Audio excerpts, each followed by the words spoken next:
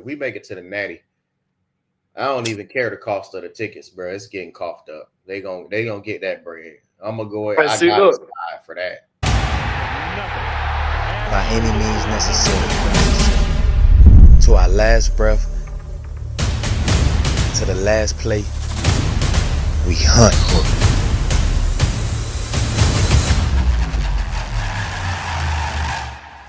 When we bleed, it's orange and green. War ready is the phrase often used.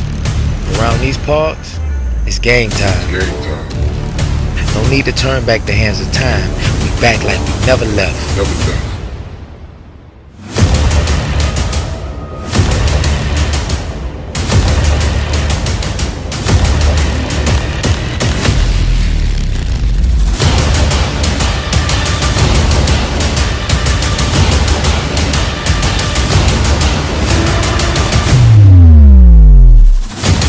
One thing that'll never change is the brand, the you.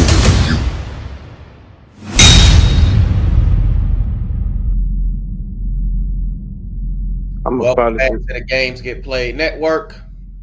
I'm your host, Wise. I'm joined by my two co-hosts, Sinatra, Sean G, and we are about to get into this CFP bracket.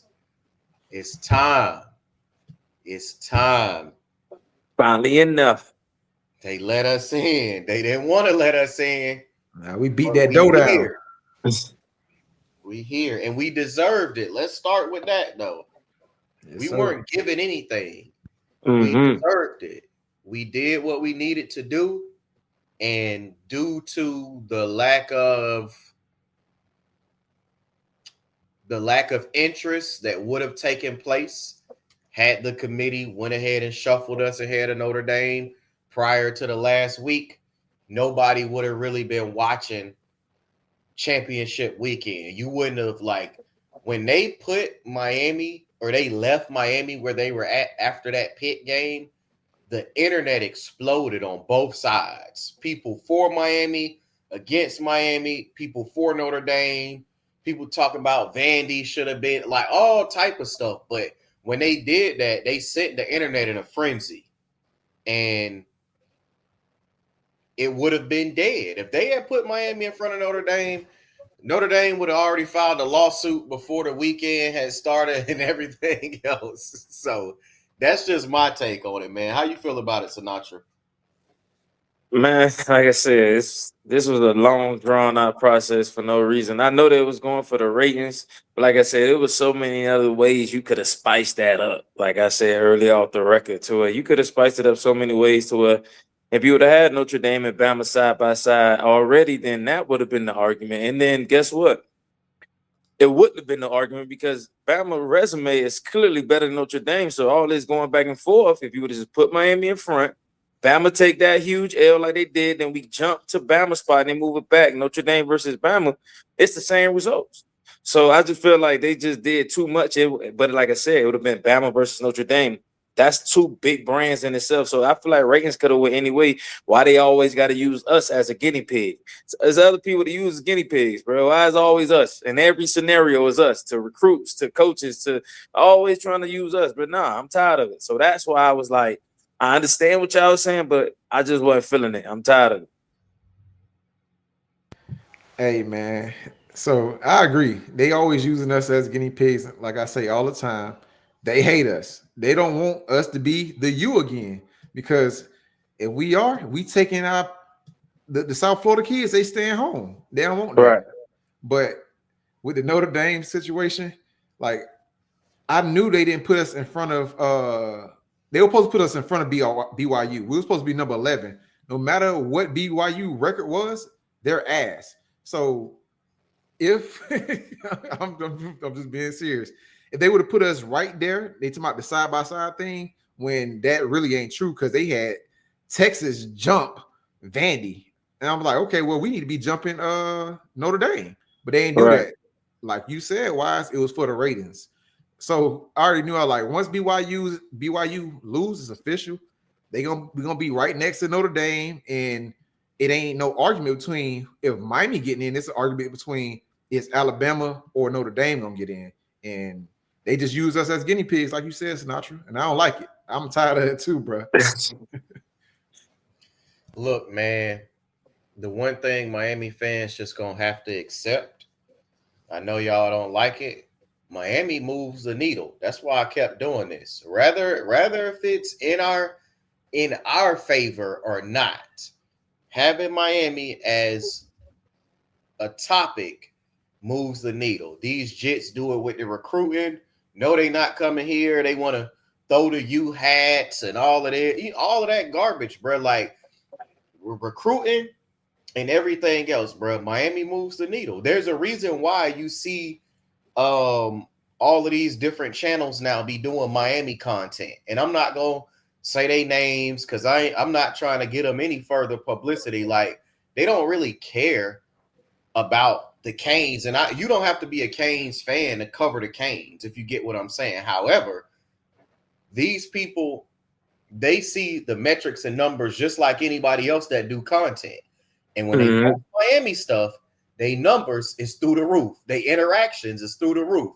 If they go post another team, it's not the same thing. So then they key in and be like, every week we doing a video about Miami, good or bad. Right. So Miami moved the needle. You know, this time we did enough. And to me, that's the biggest difference between this year and last year. Last year, I thought Miami still should have gotten in. Personally, only because I understand why they didn't put Miami in. But my argument was Miami has the best offense in the country, and there is not one defense that can stop Miami's offense. So even though our defense couldn't stop running water, our offense was going to score on anybody. So I felt like we had a puncher's chance because you see the drop off now, bro. Look at how bad. I won't even say how bad. Look at how lackluster college football is this year on offense, especially at quarterback, bro. Compared to what we saw last year. Come on, bro. Hey, bro.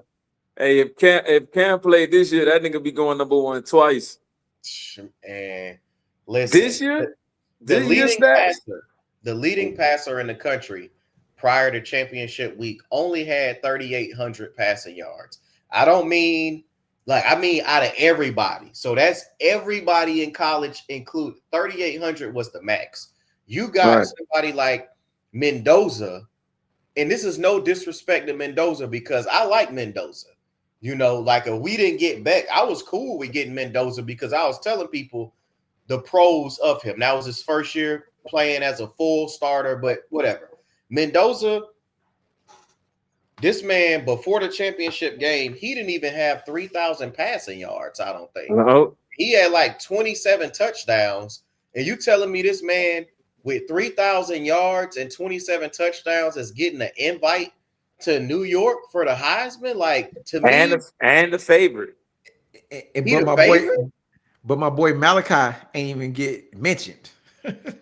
Mendoza the favorite? Yeah, he the favorite. He's definitely the favorite. Because the other guy he beat this past championship weekend. To my Julian Sand, man. Yeah, even him. Julian Sand had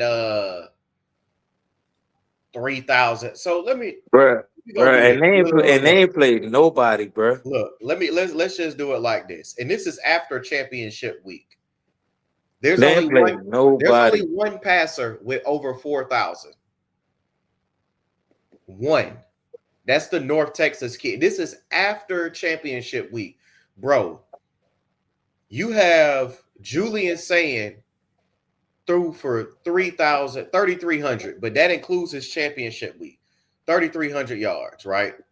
And then if I go further down, Mendoza didn't even throw for 3,000, even with championship week. 2,900 or something like that. 2,980 and 33 touchdowns, and he's the front runner for the Heisman.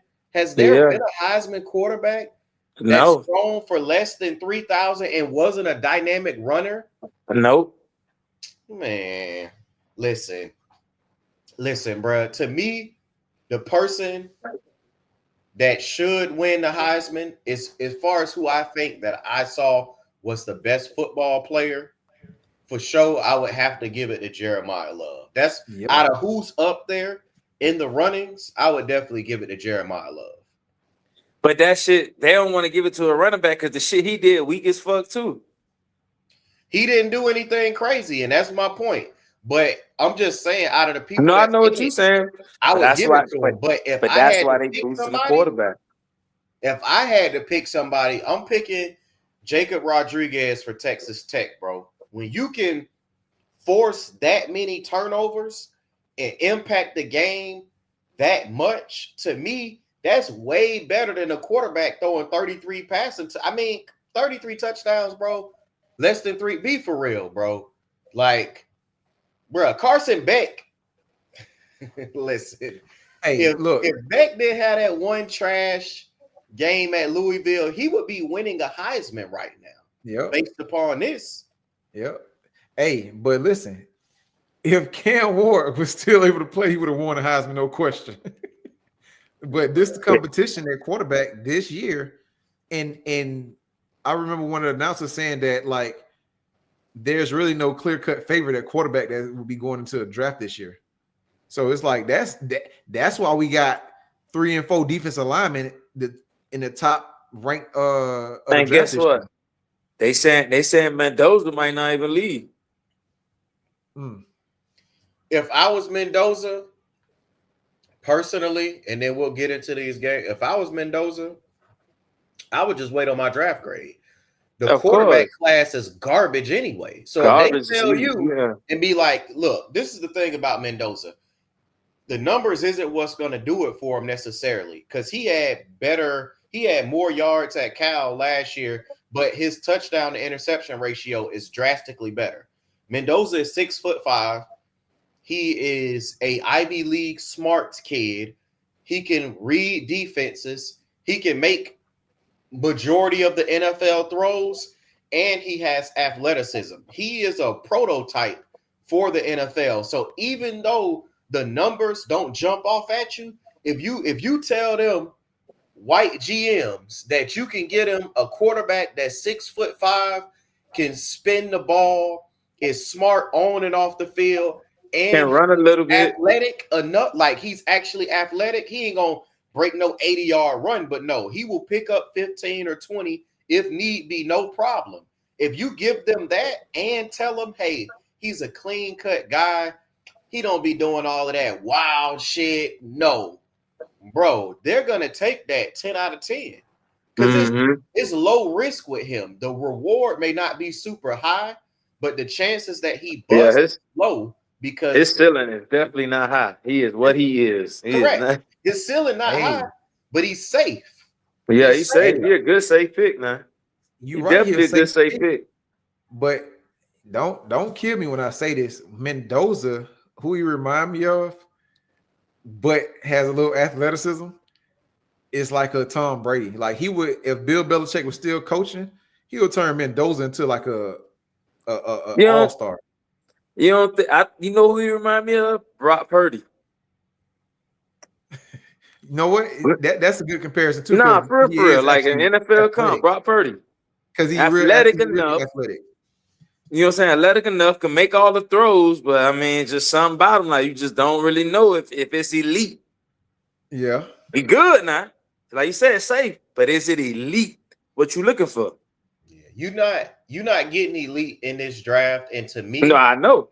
Mendoza would be smart to stay, because you got to think this is just his second season playing. And in my opinion, I think he puts less pressure on himself by staying, because if you go out this year and you are the guy, you might be the only QB that's picked in the top 10 or top 15.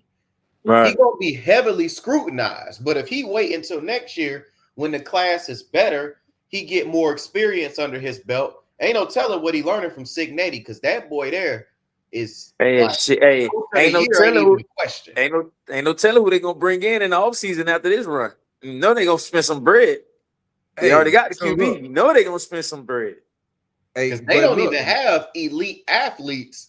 Nope. How you would that's think just all that's all coaching. That's all coaching in the whole scheme, bro. They don't have crazy elite athletes, bro. And to even think that they were able to control Ohio State, how we discussed, like, hey, this is how you beat Ohio State. It's like Cignetti had that shit. He already knew it. He said, okay, we know exactly what to do to beat these boys. We gon' obviously you gotta focus on the run, but we gonna make Julian saying uncomfortable. And we know he has not shown us yet that he gonna be that guy when it turn up on him. And that's what they did, bro. You seen the Maurice Claret, Maurice Claret and DJ Williams, they be doing a little podcast now. Oh, I ain't know that. Damn. Super crazy. dope, bro. Super the name? vibe, bro. It's crazy how they be chirping at each other, but you can tell it's all love. Super crazy vibe. Yeah. But Maurice said some shit. He was like, with Cignetti, like Ohio State, they got the better. Everybody know the better athletes and all that. But he explained it perfect. He said, bro, it's just something about Indiana. They is one of those teams that they don't make mistakes, bro. It's like you just play a team. They like a military school to us. Like they not good, but you're not gonna catch them out of place at no point in time. You have to be on point every single play with this team, bro. Because one slip up, they're gonna be in the right position. And if you just look at the game, that's exactly how it went to. It was 13-10, bro. It was plays to be made, and the plays that Indiana had to think, bro, they made them every single time. So every play that you be like, damn, they made that play. They made it to a bomb, every play they made it, bro. So that was a good explanation. I just throw it out there. So it's like, bro, that's gonna be a tough out for any school, bro.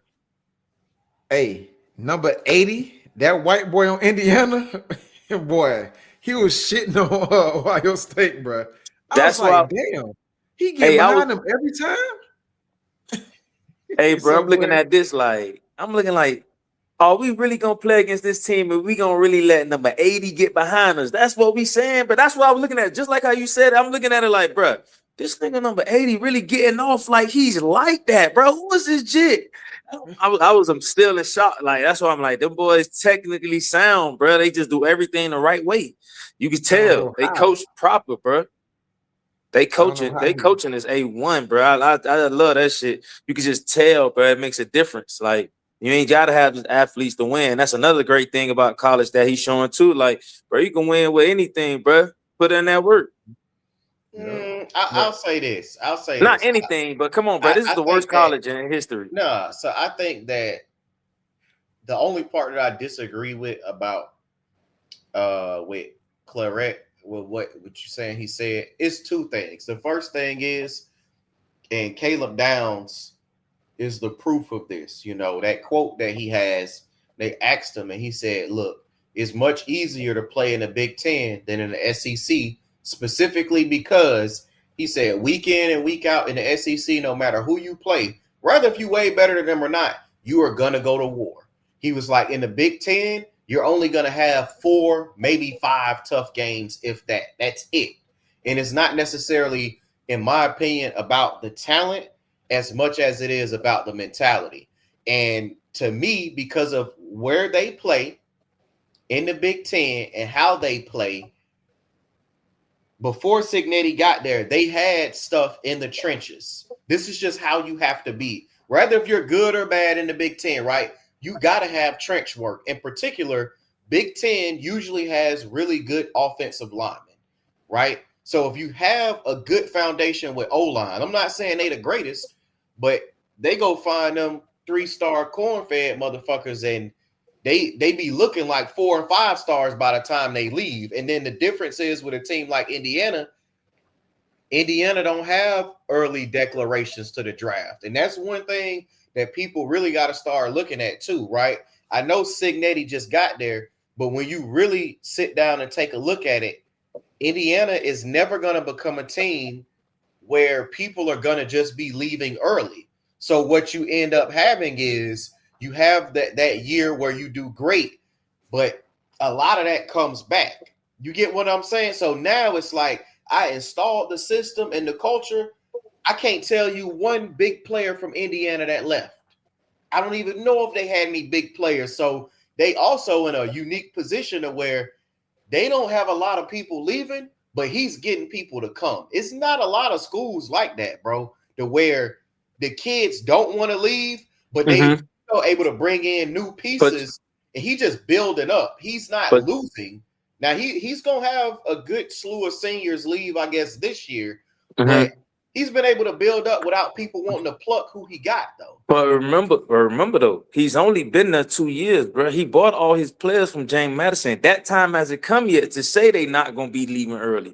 This is his man's second year for him doing this off the top, bro. This is crazy work. So that's what I'm saying. It ain't there yet because all the players that he got is from the old James Madison that he bought from over there. So they had eligibility to stay.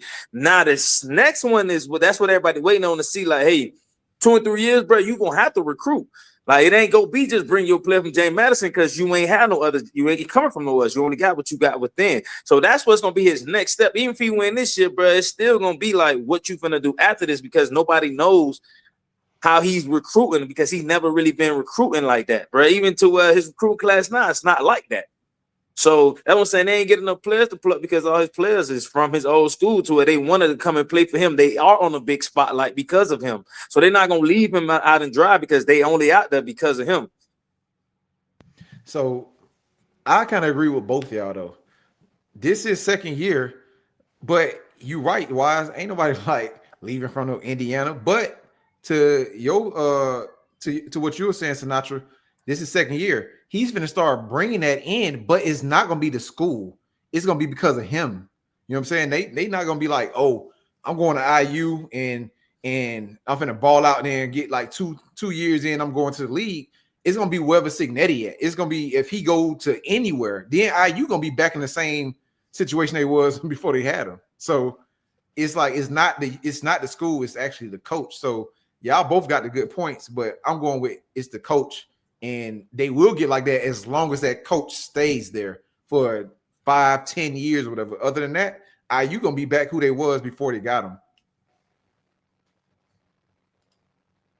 I mean, so no, I agree. I guess what I'm trying to say is I get that this is his second year, but like even when he got there from before, right? I think Indiana might have had 4 wins prior. If you go look, and I know everything is about wins and losses, so I'm not taking away from what Cignetti has done. I think he's the best coach in college football, and it's not close, right? I would say number 2 is Kirby Smart, but Kirby does what he does. 1, he was under the Saban tree.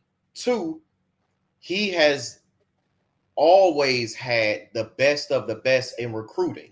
And Kirby done said it himself. He like, bro, 50% of this battle is getting the kids. He's like, y'all can talk about coaching all you want to. Coaching only goes so far. He like, you have to get talented kids. And that brings me back to Sig real quick. It's kind of like, bro, the year before he got there, Indiana didn't win a lot of games. However, they were not like, I'm going to give you the perfect example. They won 3 games. Okay. They lost to Purdue 35-31. They lost to Michigan State 24-21. They lost to Illinois 45-48 in overtime. They beat Wisconsin by a touchdown. They lost to Penn State by 9. The only time they really got smoked, bro, in 2023 is when they played Michigan and they got annihilated 52-7. I only bring this up because they lost to Louisville by a touchdown. They lost to Ohio State by 3 scores. My whole point in all of that is they had 6 games that was pretty much decided by 1 score or less. And to me, that says the immediate turnaround it wasn't directly players. The Big Ten ain't super hard to win 8 games in. However, when you bring a top-tier coach like that, all of them mistakes that they was making that probably lost them those games, they not doing that no more, right? Like you said, bro, Indiana's not going to beat themselves. And I don't know how Cignetti got that team that was making losing plays prior to him getting there. In year 1, he took them to about 80% of winning plays because when they did lose, you could tell last year it was like, okay, nah, they coached well, but it's not enough yet. Because who was at quarterback? It was They had a couple of niggas though. But like I said, though, wise, these niggas has 800 losses in their school history, bro. They is the worst. They have the most losses in college history, bro. yeah, What the man. fuck? Yeah, How you do That's this why. in 2 That's why. years, bro? I don't That's care why. players or not, nigga. This is a miracle, nigga. Nah, I mean There's it's nothing the short. coaching is top tier, bro. The coaching is top tier. The only game they lost last year was to Ohio State. The one But- thing I'll say, and then we'll get off this. The schedule that they played was so garbage. The only reasonable game that they had, and I don't even think Michigan wasn't even good last year. I kid you not, bro. And this But is they not beat like Ohio. They beat Ohio State, so it looked like a good they win. didn't beat Ohio State. They lost to them. Just No, check real quick. Michigan. No. Michigan beat Ohio State, so it made yeah. Indiana win against Michigan look better. That's what I was saying. Michigan wasn't good, but I was just telling you that. Yeah, I mean that's a rivalry game, so that didn't help or hurt, in my opinion. It's just it is what it is. They done beat them boys' ass 6 years in a row at that point, or 5. But check this out. They beat UCLA. They beat Charlotte. They beat Maryland. They beat Northwestern. They beat Nebraska. Washington, they beat. They beat Michigan State. They beat Michigan. They lost to Ohio State, and they beat Purdue. Only reason why I'm bringing this up, the only ranked team, and I don't mean at the time because they keep that on the screen. All right. Indiana played one ranked team in 2024. Actually, 2. The first one was Ohio State. The second one was Notre Dame. And when they played any ranked team, they lost. And the reason why I'm bringing that up is because it was like a perfect storm with Cignetti. He brought in what he brought in, and the schedule was pie as fuck. And it just so happened that the first time they played a legitimate team, they lost. But to me, what happened is he done built their confidence up the whole year anyway. So they on cloud 9 regardless. So yeah, they get bounced by Notre Dame. They go and get the best or second best quarterback in the portal, and Cignetti know he rocking. He like, oh shit, we good. Like he got everything that he wants for how he wants it for now. And that's just kind of where they at with it. But look, man, we in the playoffs. And we got this first game right up here on this bracket, man. It's Alabama versus Oklahoma. Let's tell me how you feel about that, Sinatra. Man, it's super easy. OU, I've been feeling they garbage now, but I've been telling y'all about OU. They wasn't gonna lose those last 2 games in the season, but Alabama just on the downhill spiral right now. It's just gonna have to be like I said, a total miracle because I know Brent just seen the past 3 games and his defense can't replicate what Georgia did, but he has the athletes on his team and then he can coach. So I know he's going to build up a good game plan, bro. They're not going to be able to do nothing, especially if you can't run the ball against Oklahoma. They just going to go get you, bro. So this is the easy pick, OU. Probably because they be fluking on offense. I want to say by 3. I really want to say by a touchdown, but I'm scared of OU offense. So if they get a defensive touchdown, then they're going to win by 7. But if not, then they're going to win by 3.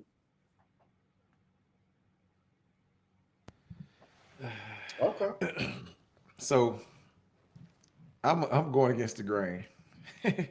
Bama just got their ass whooped. So they weren't supposed to be in the college football playoffs. So now they want to prove the point that they put us in here for a reason. So the board finna get in these boys' head. They probably finna go get Saban to talk to them too, because the board ain't good enough to encourage these boys to do anything apparently. But I got Alabama by a touchdown just because. Only reason why, because OU defense is great. Their offense is so ass. Like that's the only reason why I'm going against the grain, because their offense. I feel like offense is worse than Alabama's offense. So for me on this game, man. So by the way, the spread is 1.5 right now as we're recording this. So basically, on a neutral field, on a neutral field, Bama would be favored by 3 points, but because they're in Oklahoma, the spread is 1.5. That's pretty much how you would read that, right? They basically saying that they think, like, bruh, the matchup predictor is at 50.9% and 49.1% in favor of Bama. So this is about as even as it's going to get when you start talking about stuff like that. In my opinion, I am going to give the nod to Bama, and I'm going to tell you why. I just do not see Bama, quote unquote, skidding and continuing to skid. I think if they had played a close game versus Georgia, I would have picked Oklahoma to beat them. But the way Georgia just dominated and embarrassed them, look, the game was so bad that that's the tape that you throw out. You don't even watch it.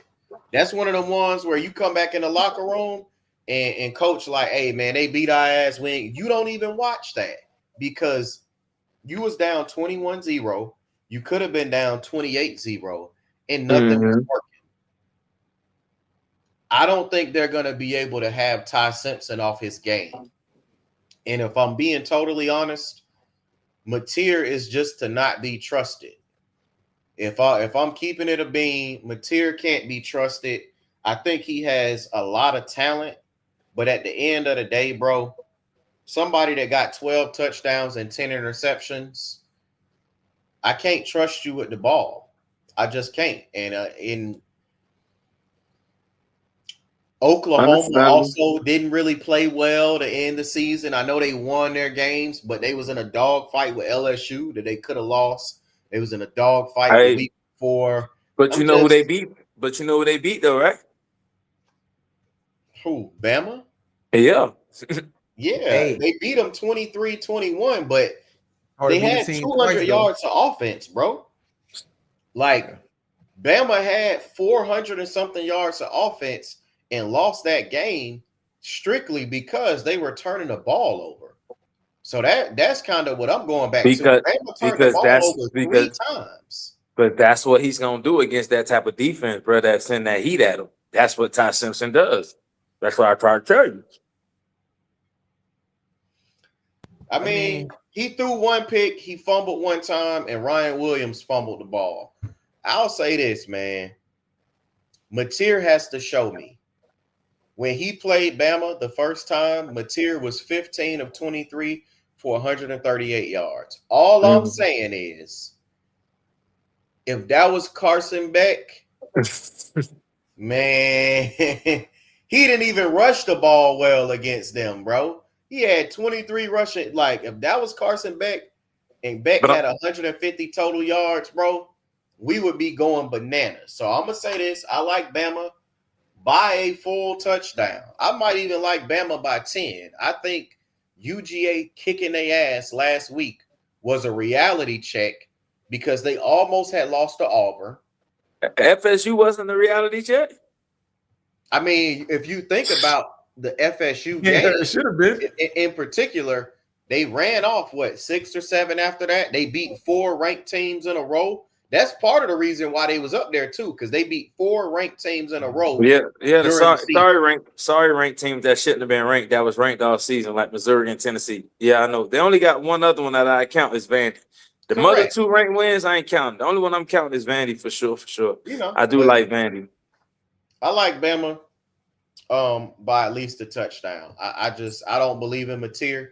I know they on the road and all of that, but personally, I don't think DeBoer gonna let them go out like that. And if we being totally honest, DeBoer is a better offensive coach than Venables is a defensive coach. I'm saying that straight up. I don't care who like it and who don't like it. I'm taking DeBoer, and I'm picking Bama to win that game. So, moving on. Assuming that Bama, let's just stay with your predictions. You said who's gonna win, Sinatra? OU. But it's All right. all this is the runner-up of the IU gonna win battle. Okay, It really so don't you make a say difference. IU beating either one? Yeah, it don't really make a Hey, we difference. That's jumping why I ahead. don't even know. We jumping ahead, but guess what? That ain't happening. You gonna do all that, then come out next week to play Indiana, the most disciplined. Yeah, that shit not happen because both of these teams is undisciplined Correct. in every That is phase of fucking football. You're right. All three phases. Niggas, they is So- not. That's when So they it not don't nobody. matter. Whoever win that game losing to Indiana regardless. That's all it is. You just get you some little free little $1 million for the players. That's it. But other than that, you going home. Bring your going home clothes with you, nigga. So Boy. Indiana, where they playing at? Cali, Rose Bowl? Yeah, we going to Disney World or some shit after the game, no matter win, lose, or draw, because this shit over with. Quit it, bro. All right. This shit over with. Look, we gonna go on. We gonna move on to Miami versus A&M. Miami versus A&M. That game is at noon, which I don't know why. That was the best game on the slate. So to me, I would have put that at night in College Station, but it is what it is. How you feel about it, Sinatra? I know why they didn't put it at nighttime. Because nighttime probably been cold. So what they did was we're gonna give both of the hot teams like a hot early day type of thing. You know what I'm saying? In the humid.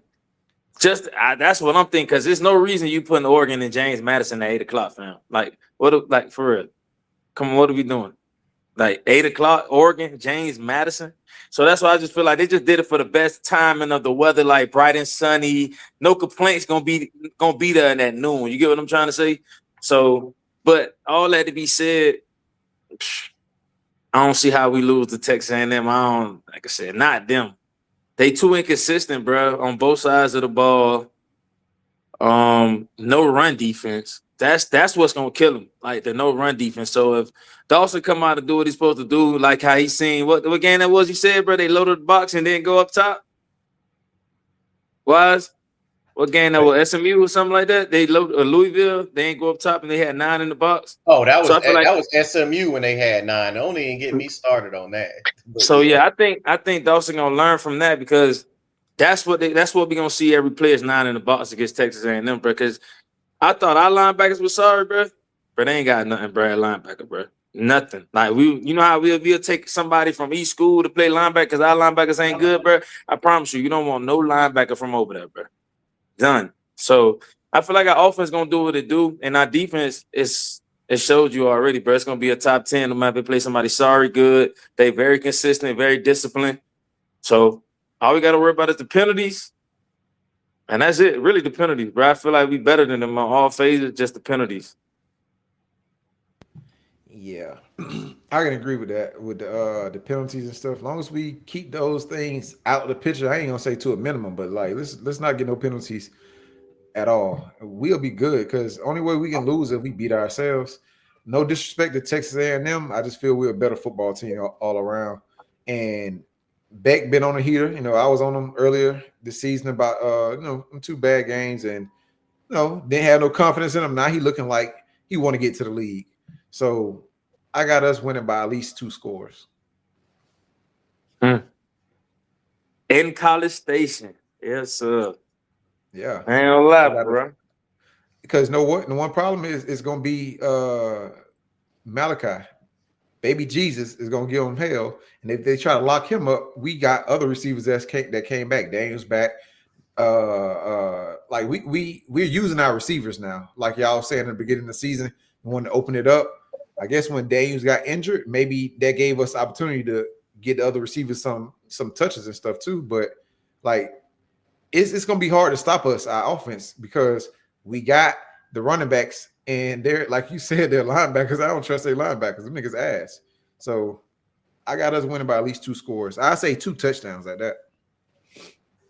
Also, let me piggyback off of you. What I didn't mention is this is a tight end game, bro.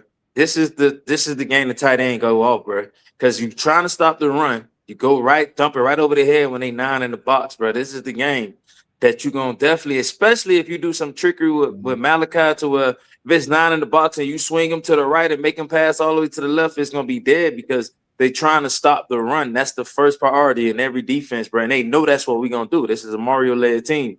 So I said, I think we got a good matchup to put them in uncomfortable situations, bro.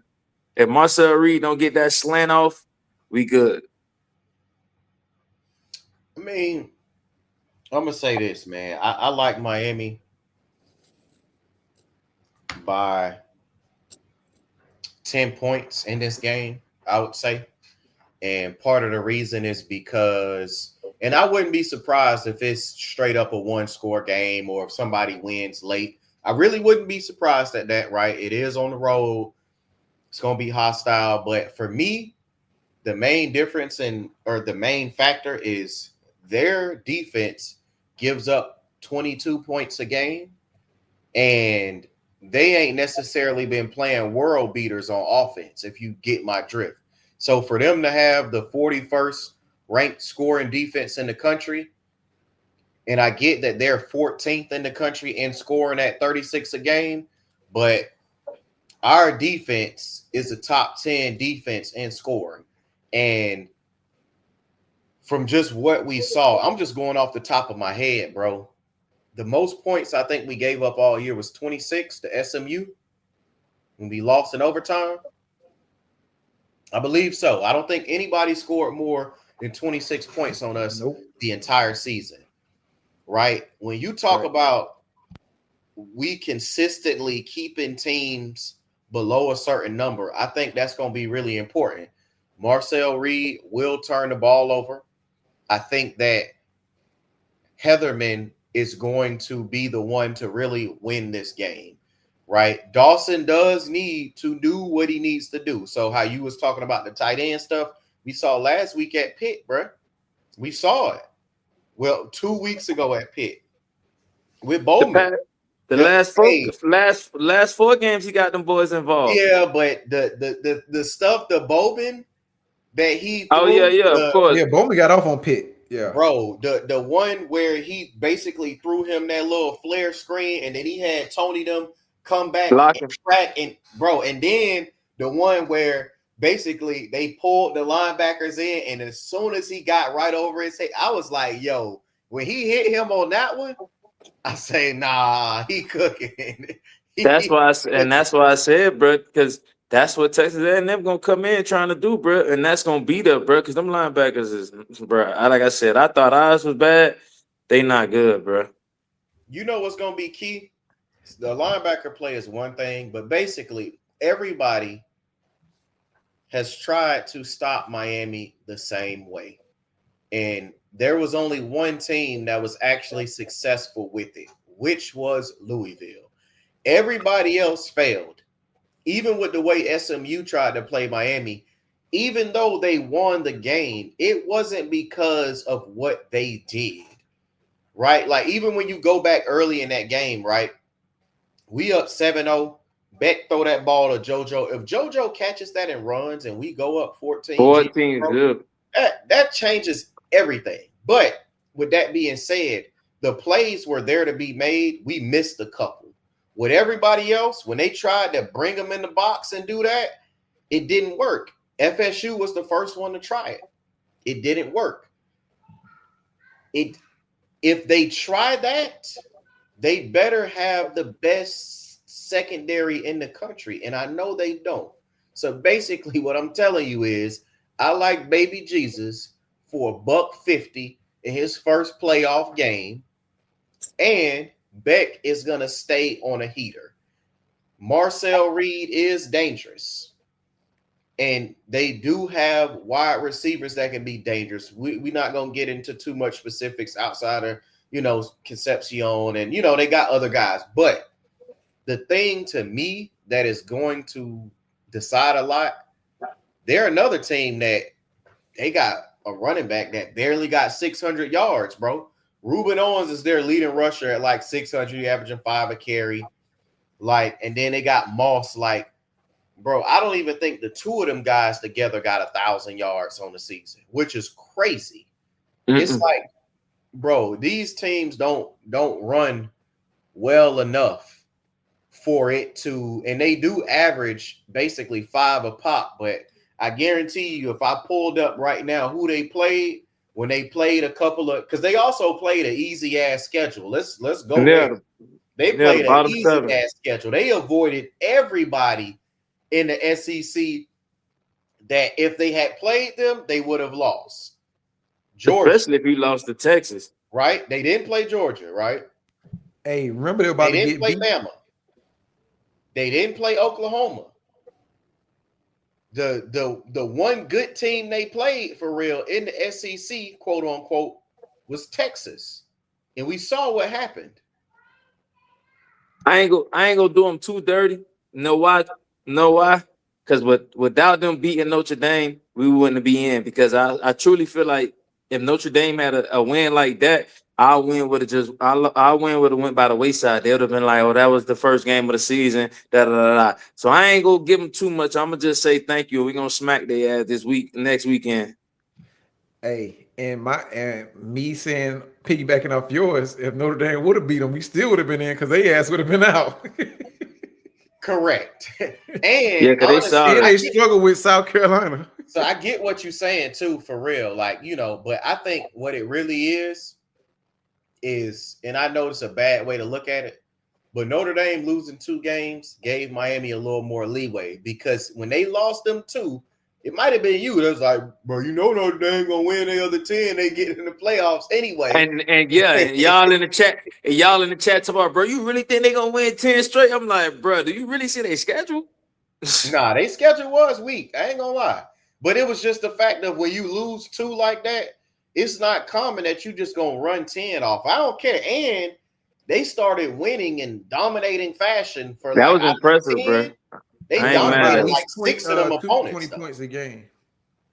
So, but nah, man, I got Miami. Miami gonna win. I don't see Texas A&M beating Miami. I know it can happen, but we're gonna dominate them up front.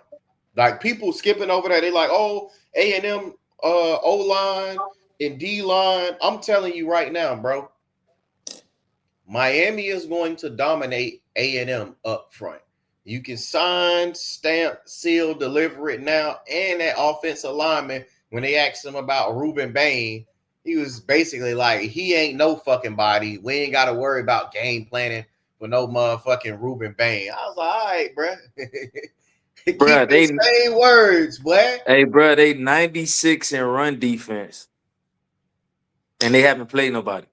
Just say that 96 in run defense, and they haven't played nobody, bro. So imagine what we finna do to that shit. Them Hey, boys man. gonna have to score every possession because I already know what Mario finna do. He finna run that pill, bro, and hit their ass over the top. He gonna go for a shock play, bro. After he run that bitch 2 or 3 times, go for the shock play, bro. And then now you press, and then he gonna throw that book, and then it's over. I'm telling you how it's gonna go. Tell you. Hey, Beck might be the best quarterback in this draft too. Nah, for real. Shit, he might be the best quarterback in the playoffs.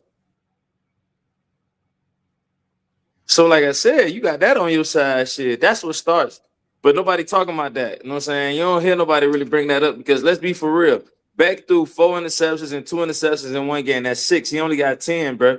And he threw a fake one in Pitt game, bro. That Pitt one didn't count, bro. That's what I was saying. So I mean, it's on the stats, really got but 9. So like I man, we was said, whooping like their ass. I ain't gonna lie. If he throw one, nigga, you might well prepare. He gonna throw another one, but we need to keep him in the 0 column. But if he don't throw none, you gonna be straight, bro. And these teams that we playing, it's nothing that needs to be forced, bro. Just take what they give you and just keep running that pill for the 3-4 yards like you've been doing. That's all you gotta do is take the yards, bro. Just take the yards. It's the playoff time, bro. Every yard gonna count, bro. I personally think, well, what I said is I liked last week that Beck actually threw that interception and got it out the way. He had only thrown, I think, 2 interception-worthy passes since the SMU game, 2 in 4 games. So the fact that Pitt read it anyway, right? They had a robber on the play. You could see that he was like, he wanted to pull it back, but he let it go. I'm glad he got it out the way, bro, because I didn't want him feeling like he needed to play perfect, continue playing perfect going into the playoffs, because I felt like we was in. So now that he got that out the way, I think we'll be good, man. I do think that whoever's the most effective at running the ball is obviously going to win this game. Whoever runs the ball the best and don't turn the ball over. The one thing that I have concern potentially with is allowing Marcel Reed to potentially break long runs. Outside of that, I really don't have any other concerns with, like, some of the stuff they do. So as long as we can contain him and not let him break long runs, because to me, that's to let him off the hook. I don't think he's going to light us up passing, but if he do enough passing and then he break a long run and then he get another pretty good one, now he's going to be able to get stuff passing wise, because the attention is going to shift. It's going to be like, damn, he broke a 50 and a 30. He almost got 100 rushing yards, and this is how they're doing everything. So now we're going to commit more attention to it, and it'll give him the opportunity to throw some of them slants he want to throw, because he do got guys. If he hit him on a slant, especially if we have to bring guys up, he hit him on a slant, they could go. But Miami gonna win that But game. he's very inaccurate though. If he hit it, he hit it. But he's very inaccurate, bro. He's very inaccurate. I think we're gonna confuse him. And he's gonna turn the ball over. Yeah, he is. Yeah, like we said, he a one read quarterback, bro. Like he's already predetermined where he's going with the ball before he even say hike, bro. You could tell he stay locked in. Only time he throw it, and even then, that's why I said he ain't that. He okay, bro. Because I watched the highlights of the Texas game, bro. You know how many times Concepcion was wide open when he ran for 3 or 4 yards and he not looking up? I'm like, bro, you got to do is pick your head up for Concepcion wide open, bro. I don't know. I don't think he have a good enough awareness to catch up to his athletic ability. You get what I'm trying to say to us? Like, when I watch him play, it's like, bro, you can do so much. You don't even know your own potential to where he be really sitting on shit. I'd be like, bro, what are you doing? Like, who you trying to be? A pocket quarterback? Or what you trying to do? It's feel like he's so undecisive, bro. Like, that's the word. And then when he all decisive, it's a one read play to where he's only decisive because this is where the ball's supposed to go at. Hey, I feel like he only a running threat, bro. We gonna lock in. He got 2 problems on his hand. He got Bain and Mezzi. Gonna be breathing out his neck the whole game. And if we can force him like collapse again, like I said, even when we play NC State, it's gonna be the same thing, bro. But it's gonna be worse this time. Florida State. Because I think Castellanos way more shifty and way more elusive than him. So shiftiness, yes, like definitely. I don't know if he'll necessarily, if you'll peg him to break the runs, how Reed break, because Reed just run different. Like Castellanos, he will break down and he'll truly make you miss. But I will say this about Reed, and we'll get off this. He is a 61% career passer. That is where he's been his last 2 years, right? Basically 61 and 61. Touchdown to interception ratio. You know what you're getting. For every 2 he may throw, he's going to throw a pick. That's just kind of how he rocking. So we'll see. But completing 62% of your passes is not going to cut it, big dog. So unless he just plays well above his norm, they're not going to win that game. So moving on, we got JMU versus Oregon. And I'm going to just say this up front. James Madison got $4 million, just like everybody else, for making the playoffs. That might have been the biggest payday in the history of their program for one game or thing. $4 million is crazy. So no matter what happens with this game, them boys got bread to start a new facility or something. They got bread to pay somebody to come play there. That's what they got. But go ahead, y'all. How you feel about it, Sinatra? Free money. They just happy to. I ain't gonna say they're gonna be happy to be here, but they ain't got enough for Oregon, bro. They ain't got enough. It's as simple as that. I don't even want to get into it because they, you know what I'm saying, the lower tier, they just ain't got enough. But I'm happy for them. Shit, $4 million. Can't be mad at that. Well, my thing is, of course, I know Oregon gonna win, but everybody out there who watching, put your money on James Madison. It doesn't matter if Oregon wins or not, but if James Madison wins, you rich, bro. So, but Oregon got this in the bag though, bro. Because James Madison, they shouldn't even made it to this far anyway. Like they only here because Virginia is ass and they lost to Duke. Not taking nothing away from Duke because Duke got a pretty decent quarterback. You know, he probably the best. I don't know, Duke quarterback might have been the best in the nation, damn near. But other than that, James Madison, you know, like you say, happy to be here. Like they like shit. We made the playoffs with the big boys. Free Now money, they man. get stumped by the big boys. So I'm gonna say this, man. If there was a team that could lose to James Madison, that was in the higher, the higher tier, it is you right, it's Oregon. Oregon. I'm not gonna pick James Madison to beat Oregon, but I will be totally honest. They got Oregon as a 21.5-point favorite. James Madison was in a dogfight with Louisville, and Louisville at the beginning of the season, not the super hurt Louisville. No, it was 14-14, I believe, going into the fourth quarter, and Louisville scored 2 times, and they won the game. And I think one of the scores might have been a scooping score, like it was a defensive touchdown or something. So I will say they do have the ability to play a team tight, and they also beat Wazoo this year. They beat Wazoo 24-20, and Louisville was their only loss. I get that they did not look good against Troy, but I will say this. Duke got their ass mollywopped when they played Virginia 3 weeks prior to the ACC championship game, and you couldn't even tell that them two teams had played by how they kind of controlled the whole game when they played Virginia. So I do think Oregon's going to win. I'm not a fan of Dante Moore. I do not think that kid has any goods from what I've seen so far. I don't watch that jit have 83 passing yards or something in one game, and they was still, oh, look at what Dante Moore is doing. Listen, he's not like that. He threw for 2,700 yards. That's what I'm talking about, bro. You got people telling me that these quarterbacks are so good and they can't even throw for 3,000 passing yards. That's crazy. Bruh, that is crazy. Bruh, they won a game against Wisconsin where this man had 86 passing yards. Hey, man. But listen, the key to their team, their offense is that tight end. I ain't gonna lie, that boy a beast. Sadiq. Yeah, Sadiq. That boy a beast. He need to come. I don't know if this is senior year or not, but if he out of there. He out of there, bro. He been there for a minute, bro. Actually, it's crazy for about 10 years. Yeah, okay, Sadiq, that's why he's so good, huh? But that boy Sadiq been there for a minute. He get hurt every year though. That's his problem. He used to get hurt every year. I'm talking like out for the season. He be like, damn, bro. Oh well, shit. He showed what he can do this year. Yeah, nah, he like that. I'll say this: the way and they're Eugene. That's why I know they're gonna lose. If there was a neutral site, you might have me.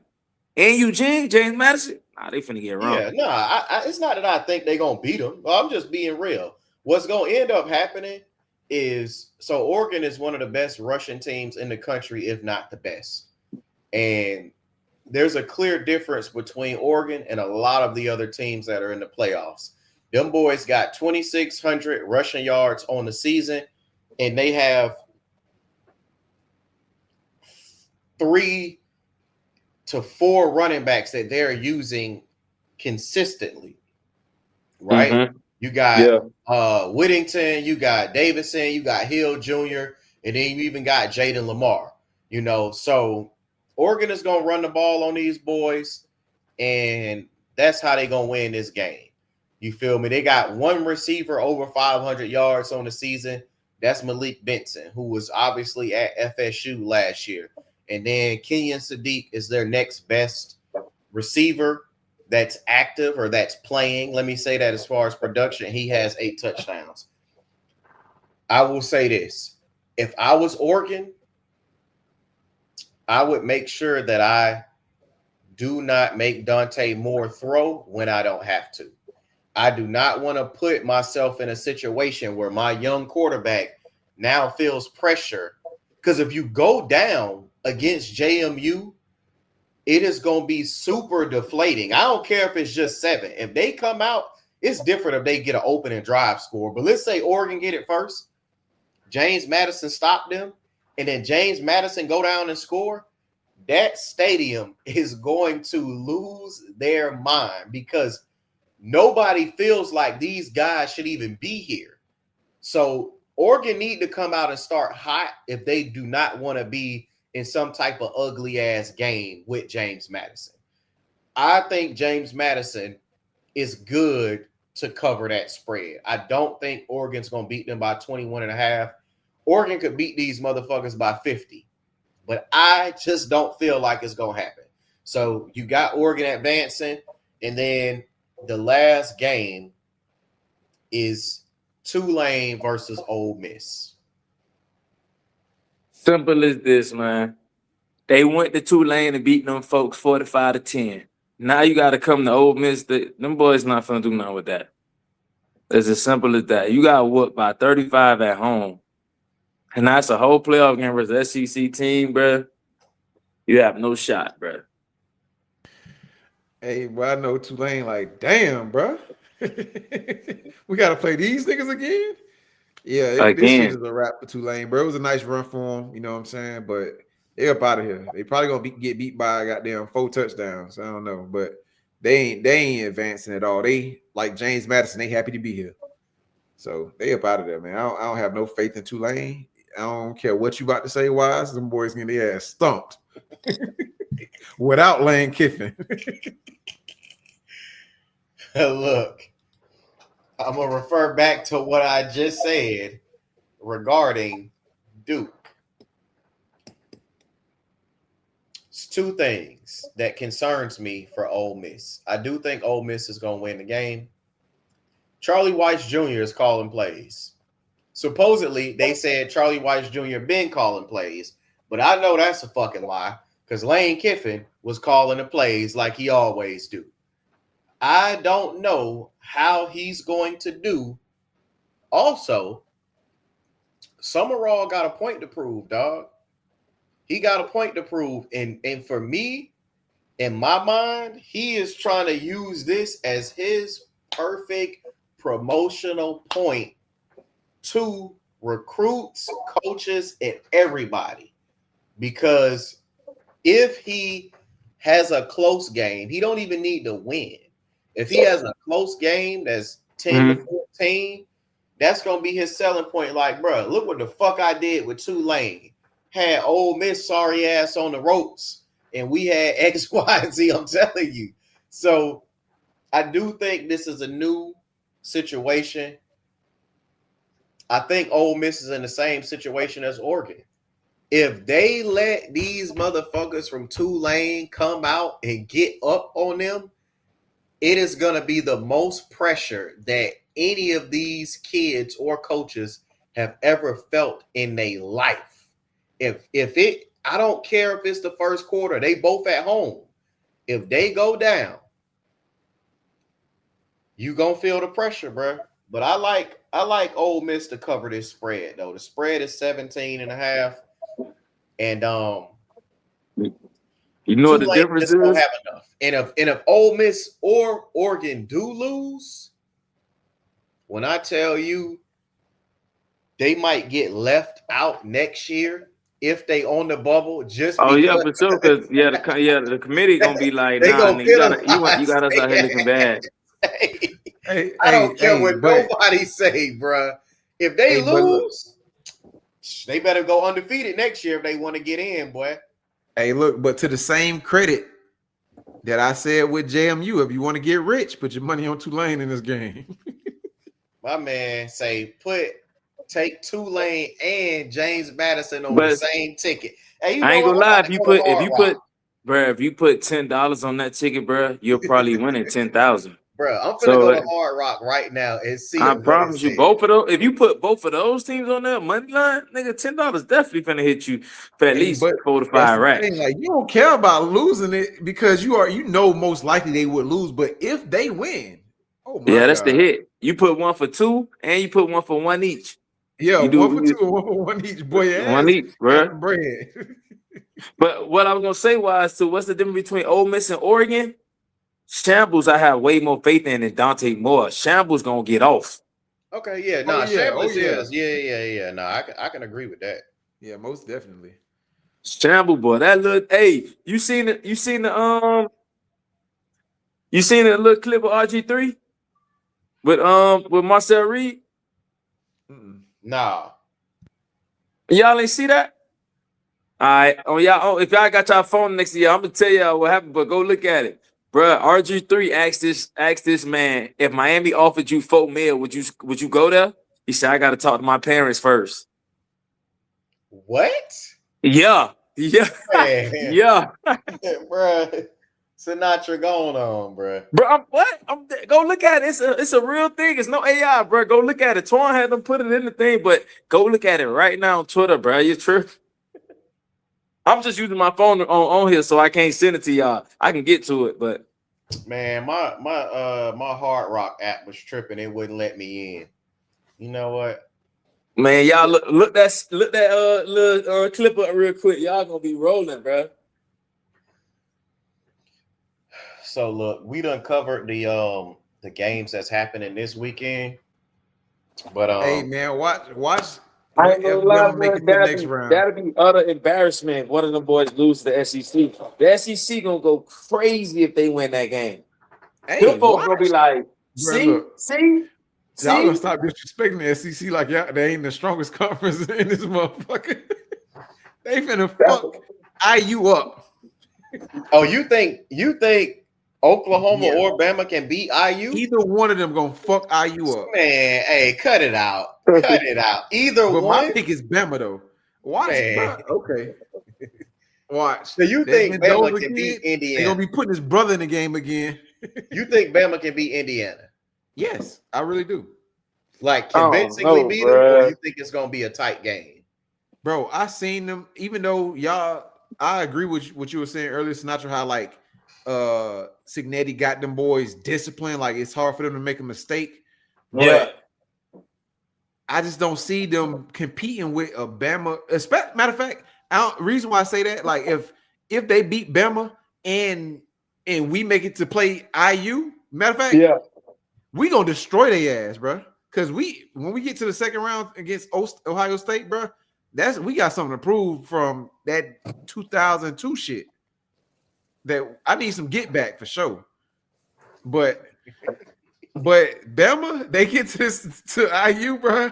I'm telling you, they gonna beat IU ass. I'm gonna tell you like this, bro. If I watched that game with Ohio State. If Bama beat Oklahoma, I pray to God that they make that spread good enough for me to make money off that. I really truly would like to know if they're gonna favor IU. I get they the number one seed, but apparently that don't mean nothing. I want to know if they put IU as the underdog on that, I'm finna win real bread. I'm gonna take IU.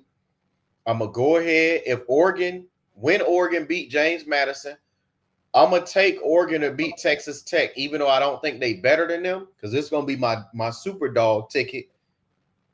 Miami gonna beat Ohio State, and then Georgia gonna beat Ole Miss. So I'm gonna have, if they have IU as an underdog, I'm gonna have two money line picks for underdogs on my tickets with Oregon and IU and Miami and Georgia gonna handle business. And that's what it's gonna be. It's gonna be Miami matching up with Georgia, IU matching up with Texas Tech, most likely. I don't know where it's gonna go with the IU and Texas Tech. I'm not sure. And I'm not sure about Miami and Georgia, but I will tell you that if we do play UGA, Carson Beck might have the best game he ever had in his life. Hey, but look, my thing I'm trying to push is make it home and win home, nigga. Like we gotta make it to the champ and win that shit. That's home. Make it home, win home. Yeah, nah. If we make it to the Natty, I was talking to the Mac earlier. If we make it to the Natty, I don't even care the cost of the tickets, bro. It's getting coughed up. They gonna get that bread. I'm gonna go ahead. I got for that. And now it's making sense, bro. They didn't want us to get number 9 for Bama spot because Bama didn't play in the Orange Bowl. So we're going to have 2 home games. Right. Right. I ain't Yeah. even look at that. That's crazy. Hey, man, you own to something. They gonna tell you they gonna censor your ass, boy. Telling you, bro. They was setting that up, bro. Remember we talked about this shit in the earlier the season. Why we were like, bro, we can get 2 home games in the playoffs. That's cheating. We talked about that earlier. We were like, damn. Yeah, but now I'm like, that's the only reason why. Because like I said, there's no reason for you not to jump us, bro. Yeah, it is. The strength of schedule is why, though. Like, being for real. Like, if you see a massive disparity like that, bro, and they already be dick riding them boys, they is not gonna give you the benefit. Like, I'll give you an example.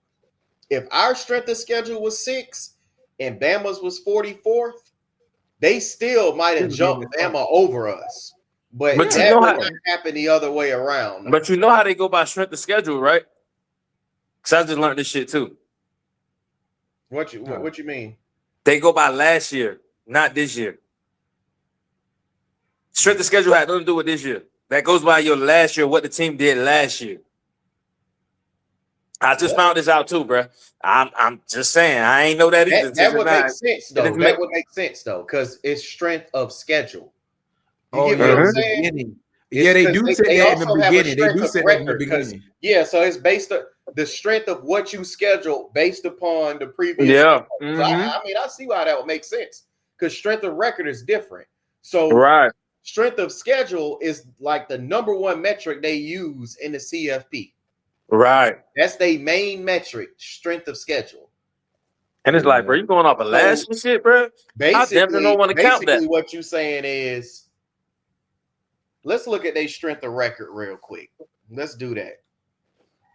Because remember, they had 4 ranked wins, but they played against Missouri and Tennessee, who shouldn't have been ranked all season. And we have 4 ranked wins too. But they ain't count us as ranked win. They only gave us 1. That's against Notre Dame. Yeah, so they didn't talk about the fact that we had 4 ranked wins. They just talk about the fact that Bama had 4 ranked wins. That's no. When they put that on the screen, they only put us 1 win up there for a ranked win. Yeah, because they was counting current CFP for ours, and then that's cheating. Because they asked when it was ranked. Yeah, if I be the number 12 4-0 Florida State team, bro, you can't take that away at the end of the season because they was 4-0 smacking niggas like Alabama at the beginning of the season. Exactly, and that's what I'm saying too. They got to take that into account too with teams like Alabama. You got the strength of schedule, but you got beat the fuck up by Florida State. So, bro, we got 4 ranked wins and a common opponent. We blew out while you lost to these niggas at the same spot. So you keep saying like Bama's is automatically above us. I don't think it's like that, bro. So no, he's just saying how they do, how they think. No. He was saying that no matter what, Bama should be ranked in front of us because of their strength of schedule of who they play. And I'm like, bro, that shit is false hope because SEC is putting niggas ranked when they shouldn't be ranked. So it's a ranked win. I'm telling you that the strength of schedule is their number 1 metric. And they smoking us in strength of schedule. That's all I said. I didn't say they deserve to be there. But when you look at strength of record, Bama's 10th. Their FPI is 8th.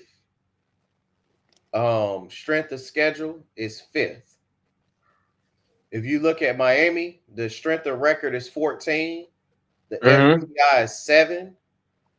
And the strength of schedule is 45th. We can't help because these sorry ass niggas in the ACC sorry. But if we talking efficiency, overall efficiency, Indiana's number 1. No surprise with that. Miami is 1, 2, 3, 4, 5, 6, 7. Miami is 8th. Bama's not in the top 10. Offensive efficiency, I don't know how Bama is ranked over Miami. That is crazy. Defensive efficiency, Miami's better than Bama. Know how? Teams. Damn. The amount of possessions we have compared to them probably. So Bama is like one of the worst special teams in the country. Jesus. Bro, them niggas is not good, bro. Like, this is what I'm trying to tell you. You're supposed to be above them niggas, but they already was trying to do what they did. They were trying to sneak them in. They knew they was finna get their doors blown off. You know, hey, but listen, this is why they did this, bro. They kept them out last year, and they're a brand, bro. Bama is a brand because of Nick Saban, so they couldn't keep them out this year, even though they got DeBoer. They couldn't. That's they reasoning, bro. They were like, we can't keep them out 2 years. When Bama, I'll say this: when Bama didn't lose another game in a regular season after losing to Oklahoma, everybody knew they was getting in. Right. My only thing was, I said if Georgia smoked them, they should take them out, and they didn't. Yeah, that's what I said too. That was my only. I said if it's a tight game, you get in. But I said if Georgia beat you by 3 scores or more, put Miami and Notre Dame in, because to me that would let me know that you're not a top 12 team. And honestly, they should have put Notre Dame in over Bama, because I think if they played head to head, Notre Dame is beating Bama 9 times out of 10. That's just my personal 10 opinion. times out of 10. But it is what it is, man. I'm finna end this, but you know how this